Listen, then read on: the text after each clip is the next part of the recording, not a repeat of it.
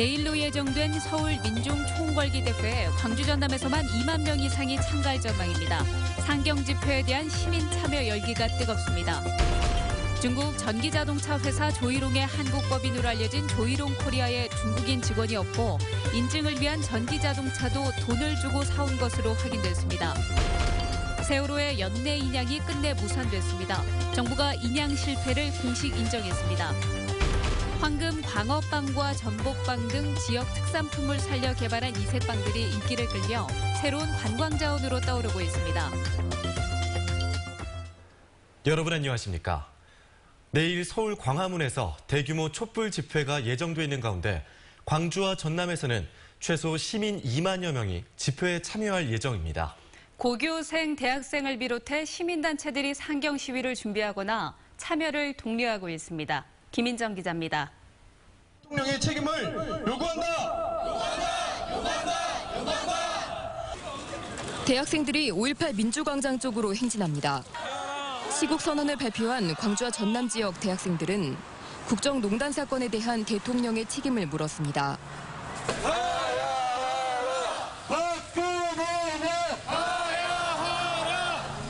연일 시국선언이 쏟아져 나오는 가운데 시민들의 분노 역시 식지 않고 있습니다.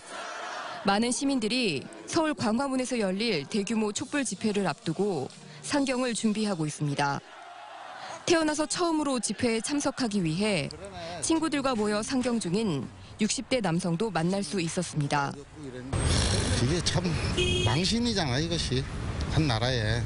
이거 뭐 지금 우리나라 대통령 공백 상태고 이런 상황에서 다 같이 힘을 보태야지, 그래서. 민심이 들끓으며 전세버스는 이미 동난 상태고 각 시민단체에는 어떻게 하면 상경 집회에 참여할 수 있냐는 시민들의 문의 전화가 이어지고 있습니다.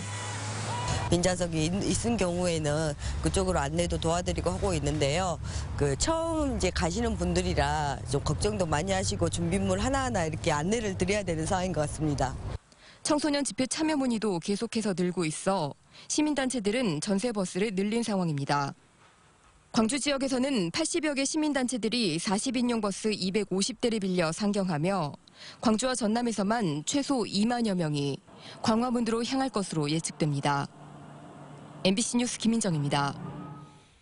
광주시와 MOU를 맺은 조이롱 코리아가 중국 조이롱 자동차와 사실상 별개의 회사라는 사실 어제 보도해드렸는데요. 이상한 점은 더 있습니다. 한국 법인이라는데 중국 조이롱에서 온 직원이 없는 점 등이 석연치 않습니다. 김철원 기자가 취재했습니다. 2달 전 법인이 세워진 조이롱 코리아 사무실입니다. 5명의 직원이 근무하고 있지만 이 가운데 중국 조이롱 자동차 직원은 없습니다.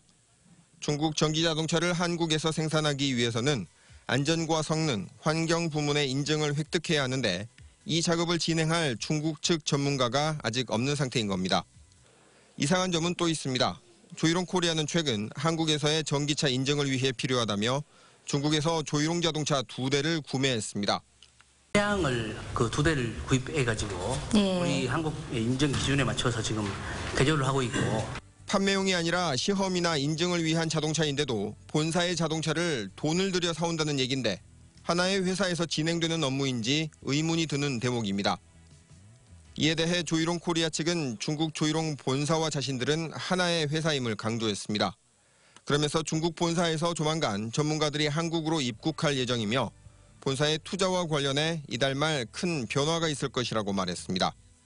또 법인이 세워진 지 2달밖에 되지 않았다며 자본과 인력 문제는 시간이 지나면 해결될 사항으로 중국 본사와의 관계 논란도 문제되지 않을 것이라고 해명했지만 인터뷰는 거부했습니다. MBC 뉴스 김철원입니다. 정부가 세월호의 연내 인양 실패를 공식적으로 인정했습니다. 인양 장비와 방식을 바꿔 겨울에도 작업을 이어가겠다고 했지만 약속은 지켜지지 않았습니다. 김진선 기자입니다. 지난달 국정감사에서는 물론 불과 열흘 전 선미들기 방식 변경을 알릴 때도 올해 인양을 목표로 밝힌 정부. 결국 연내 인양에 실패했음을 공식적으로 인정했습니다. 계속 지연됐던 선미들기 작업이 내년 초에나 가능하고 이후에도 거치까지는 2-3개월이 더 걸려 빨라도 내년 3-4월에 인양이 가능하다는 겁니다. 뉴스 보고 하는 거예요. 알려주지도 않아요. 믿을 수도 없어요. 내년 3월도 이런 식으로 갔다간. 연내 인양을 목표로 동절기를 고려하지 않았던 인양 작업 방식도 변경됩니다. 크레인으로 선체를 들어올리는 대신 선체 양쪽에 대형 바지선을 두고 바지선에 탑재된 유압 장비로 선체를 끌어올려 동절기 바람의 영향을 최소화하겠다고 밝혔습니다. 또 선체를 싣게 될 플로팅 도크도 반잠수식 선박으로 변경해 별도의 예인선을 사용하지 않기로 했습니다.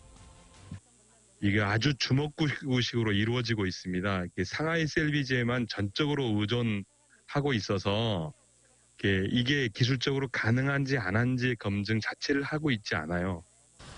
세월호 인양이 내년으로 늦춰지면서 해수부는 올해까지만 계약이 돼 있던 중국 인양업체 상하이 셀비지와 만료 시점 변경 등 재계약을 검토하기로 했습니다. MBC 뉴스 김진선입니다. 화순의 한 초등학교에서 여학생들이 다문화 가정 학생을 괴롭힌 것으로 알려져 교육당국이 진상조사에 나섰습니다. 지난 2일 화순의 한 초등학교 6학년 여학생 3명이 게임을 하던 도중 같은 반 다문화 가정 A양의 머리카락을 가위로 잘랐고 이 중 한 학생은 지난 9월 초 A양의 등을 바늘로 찌르기도 한 것으로 알려졌습니다. 학교 측은 오는 17일 학폭위를 열고 징계 여부를 논의할 예정이고 화순교육지원청은 진상을 파악 중입니다.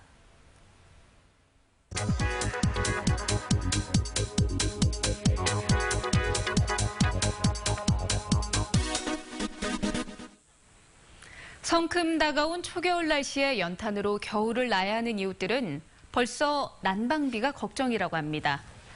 연탄 한 장 가격이 7년 만에요 500원에서 573원으로 15%나 올랐기 때문입니다. 여기에 연탄을 기부하는 손길도 줄어들고 있습니다.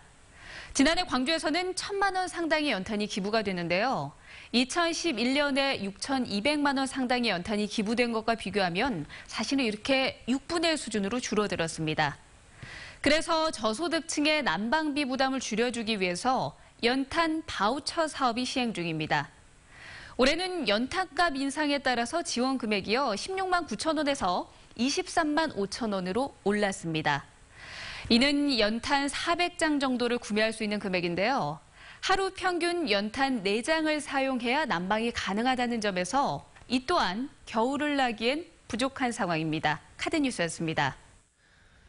계절이 늦가을에서 점차 겨울의 문으로 들어서고 있습니다.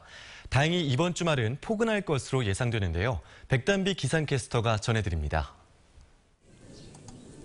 길가 양쪽에 사열하듯 늘어선 은행나무. 바람에 은행잎이 우수수 비처럼 떨어집니다. 은행나무들이 떨군 노란 은행잎은 마치 한 폭의 그림같이 길 위로 양탄자처럼 깔려 있습니다. 황금빛 숲을 배경으로 멋진 추억을 남기기 위해 관광객들은 사진을 찍느라 여념이 없습니다. 오랜만에 날씨가 너무 좋아서 우리 친구들이랑 은행나무도 보고 햇빛도 쬐러 왔습니다. 토요일인 내일은 맑은 날씨를 보이는 가운데 오늘보다 기온이 더 오르겠습니다. 당분간 계속해서 평년 기온을 웃돌면서 큰 추위는 없을 것으로 보입니다. 다만 내일 광주와 전남 지역은 중국에서 몰려온 황사의 영향을 받으면서 미세먼지 농도 한때 나쁨 단계가 예상됩니다. 외출하실 때 마스크 챙기는 것이 좋겠고 호흡기 약하신 분들은 특히 주의하셔야겠습니다.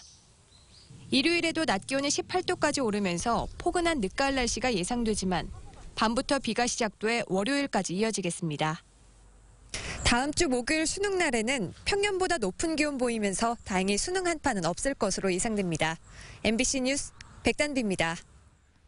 전라남도가 충남 천안 철새 도래지의 야생조류 분변 검사에서 고병원성 조류 인플루엔자가 검출됨에 따라 야생조류에 대한 차단 방역을 강화하고 농가에 철저한 방역을 당부했습니다. 전라남도는 오늘 16일까지 날마다 도내 10개 주요 철새 도래지와 주변 농경지, 인접 주요 도로에 대해 광역 방제기 등을 이용해 소독에 들어가고 철새 도래지에도 일주일에 2차례 이상 정기적으로 소독을 실시할 계획입니다. 지역 특산품을 살려 개발한 이색빵들이 요즘 인기를 한몸에 받고 있습니다. 관광 자원으로도 자리매김하고 있습니다. 문현철 기자입니다.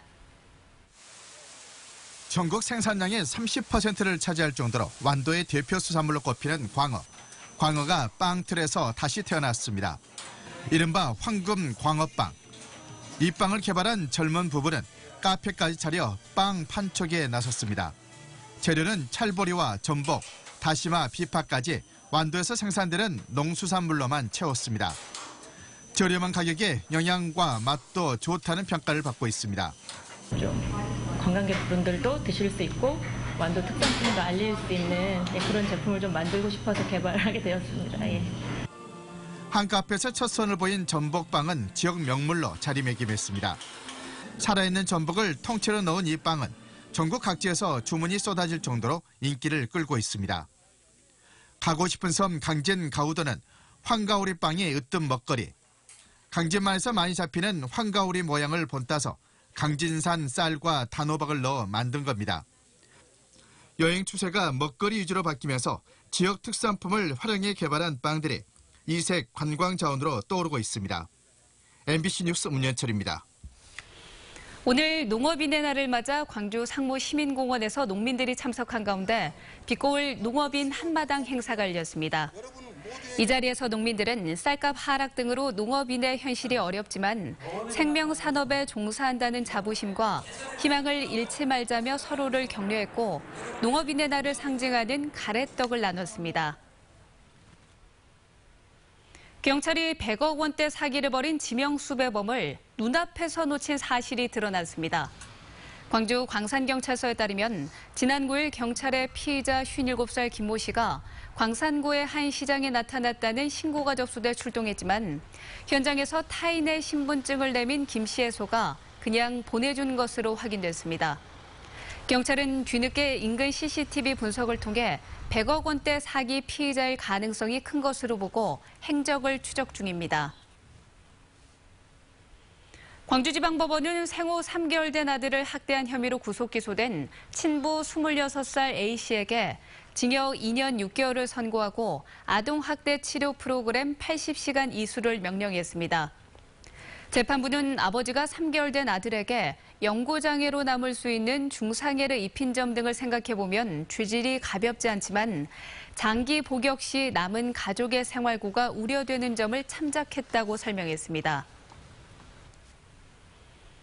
광주 북부경찰서는 등교 시간 중학교에 남입해 소동을 벌인 혐의로 53살 윤모 씨를 불구속 입건했습니다.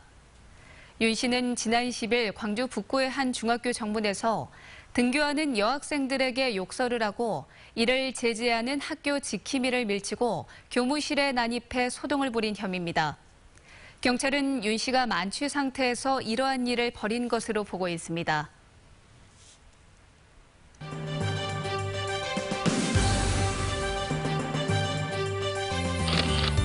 보성군이 농업인의 날을 맞아 농업인 한마음 대회를 개최했습니다. 한국전력이 한국 육상의 발전을 위해 전국의 육상 꿈나무 20명에게 장학금을 전달했습니다. 영광군 군남면이 주민들의 소통과 화합을 위해 잔치 한마당을 열었습니다. 구례군이 동절기를 앞두고 독거노인과 수급자 등 저소득층 이웃들에게 땔감을 나눠줬습니다. 세계 수영선수권대회 준비를 위한 광주시청 내 조직이 확대됩니다. 광주시는 수영대회 지원국을 설치할 수 있는 3급 한시 정원을 행자부가 승인하는 등 국 단위로 확대 개편됐다고 밝혔습니다.